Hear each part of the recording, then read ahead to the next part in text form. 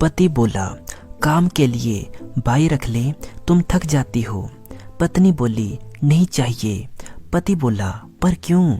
पत्नी बोली, तुम्हारी आदत मैं अच्छी तरह से जानती हूँ, पहले मैं भी तो बाई ही थी।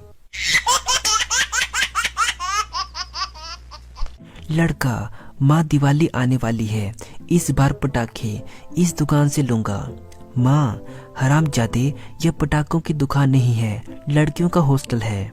लड़का बोला, माँ मुझे क्या पता, एक दिन पापा कह रहे थे कि यहाँ एक से एक धांसू पटाखे हैं।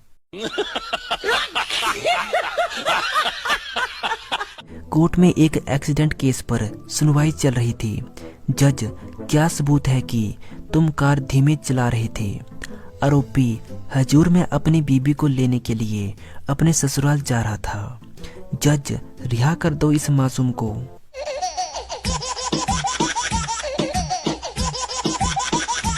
खुद पर सबसे ज्यादा गर्व जब हुआ, जब परीक्षा हॉल में कुछ नहीं आ रहा था और पीछे से मैडम ने कहा, सीधे बैठ, पीछे वाला देख रहा है।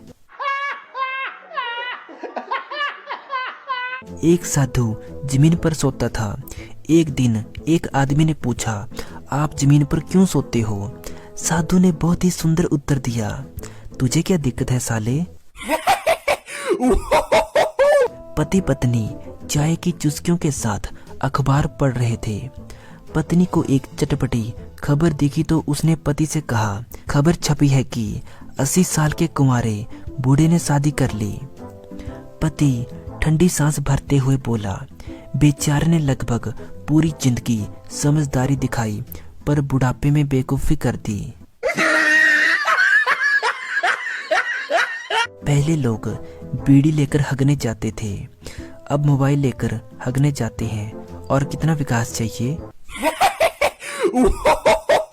शादी के पहले दिन हरियाणवी छोरा कंफ्यूज हो रहा था कि पत्नी से कैसे बात शुरू की जाए। कमरे में पहुंचा तो 5 मिनट के लिए दुल्हन के पास चुपचाप बैठा रहा और उसके बाद धीरे से बोला, क्या नाम है तेरा? दुल्हन शर्माते हुए बोली, क्यों, कार्ड में तेरी बुआ का नाम लिखवाया था कि? सुहाग रात के 3 दिन बाद जब दूल्हा कमरे से बाहर निकला तो दोस्त बोले, इतने दिन सुहाग रात? तो दूल्हा बोला, सालों पहले ये बताओ, तेल की शीशी में फेविकोल किसने मिलाया था? लड़की, मुझे बहुत ठंड लग रही है, मेरे दोनों हीटर को छू लो। लड़का छूने के बाद बोला, अभी भी ठंड लग रही है क्या? लड़की बोली, अबे घोंचू, नीचे प्लग तो लगा।